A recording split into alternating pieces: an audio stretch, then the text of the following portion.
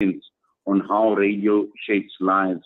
And it's not only a source of information, it transforms, it unites, it brings people and communities together from all backgrounds.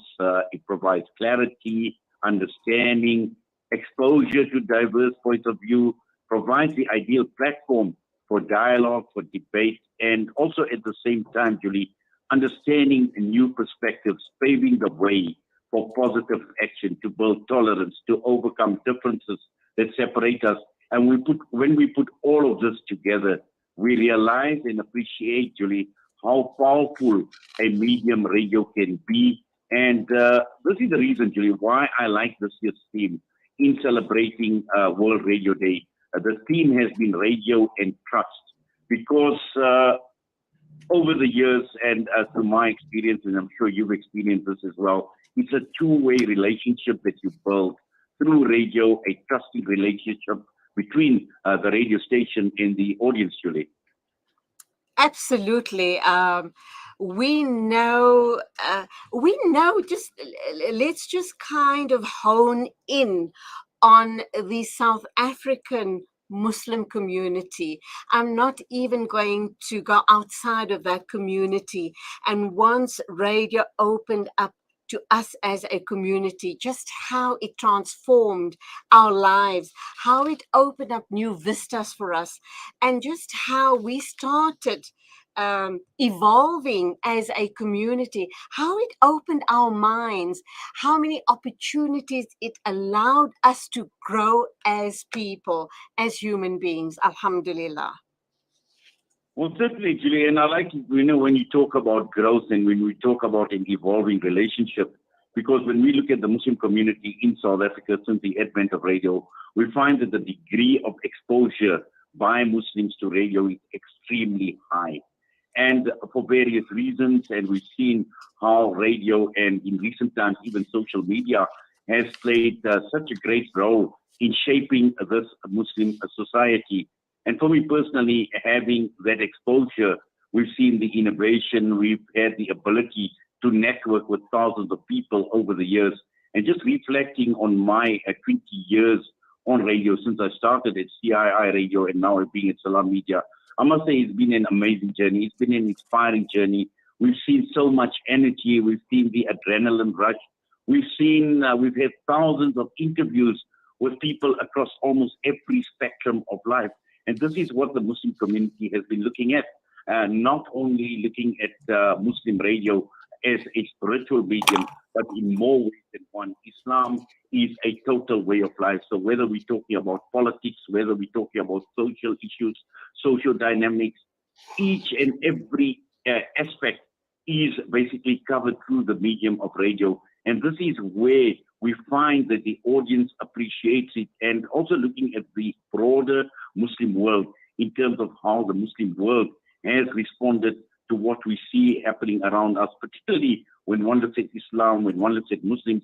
We've been under the radar, we've been in the spotlight for a very, very long time. So the key issue here is to make sure that the airwaves are used effectively, they are used efficiently, but more importantly, bringing value to the Muslim audience. And this is where, when we're talking about this evolving relationship, content, absolutely important, critical, and at the same time, the ability to innovate in this changing digital world, in this changing world of media. And this is why radio is so profound, radio is so relevant, Julie. Inayet, I must commend you really from the bottom of my heart, because you, Inayet Wadee, was the person who introduced the Muslim world to the plight and the suffering and calling for the freedom of Afia Siddiqui. Had it not been for you and radio, I think half or most of the Muslim world would have been unaware of our dear sister Afia Siddiqui, of the issues in Guantanamo Bay, and a whole host more.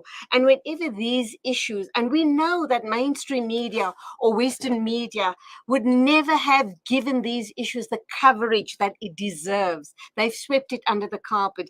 And it's people like Inayet Wadee. It is It is radio stations like Salam Media and other Muslim media that has given credence and support and power to voices to be able to bring these issues to the fore. Well, Julie, I'm, truly humbled that the sentiment that you have expressed, but at the end of the day, it comes from Allah subhanahu wa ta'ala. It is a blessing to be able to reach out to the thousands of listeners to bring about the issues that you spoke about, whether we're talking about Guantanamo Bay or Afia Siddiqui or the Muslims in Xinjiang. But all of this, at the end of the day, during my time, I realized that we could not trust the mainstream media.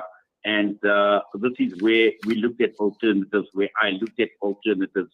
And I looked at people that I could talk to over the years, whether they were politicians, whether they were activists, religious scholars, ordinary people.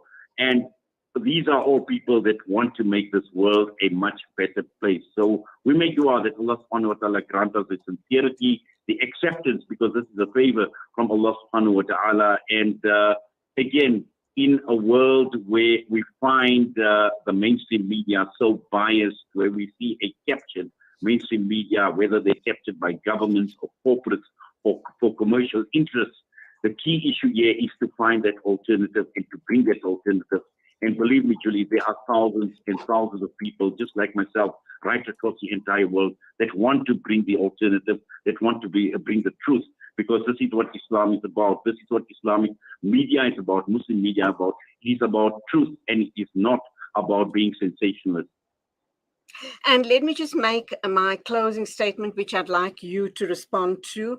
Alhamdulillah, we are with one of the most amazing radio stations, Muslim radio stations, and simply because we talk humanitarian radio, and that is truly, truly powerful, considering where I had come from. Back in the day, I started out on music radio, and shukr, I have evolved with time, and we are in the most amazing space. Long live Salam Media, and all of the youngsters waiting in the wings to join this amazing platform. Inshallah, long may it live and grow from strength to strength.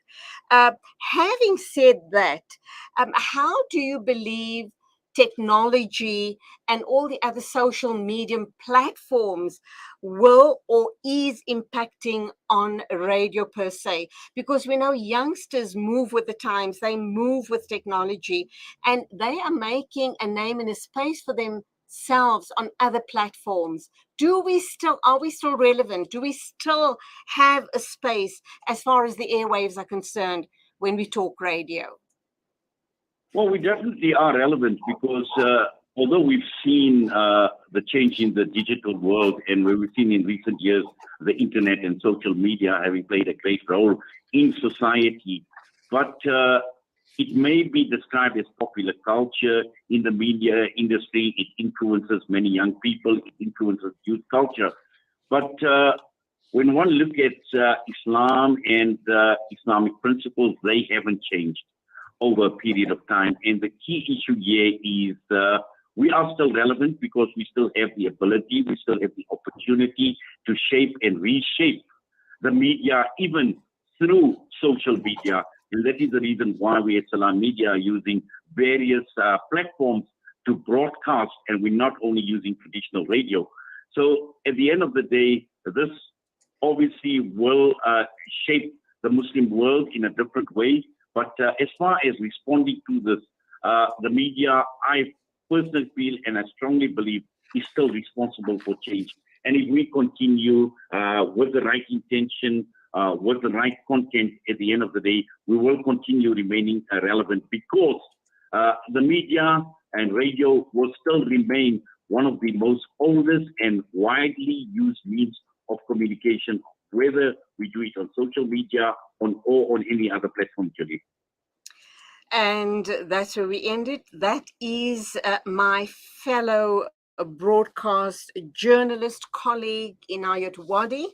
Always a pleasure talking to you, and Jazakallah for your deep insights on the issue of World Radio Day, which was yesterday. Assalamu alaikum to you. Wa alaikum salam wa rahmatullahi wa barakatuh. 8 after 9 exactly. And Zai Jadwit, our news correspondent, standing by in Durban to bring us the latest on news and financial updates.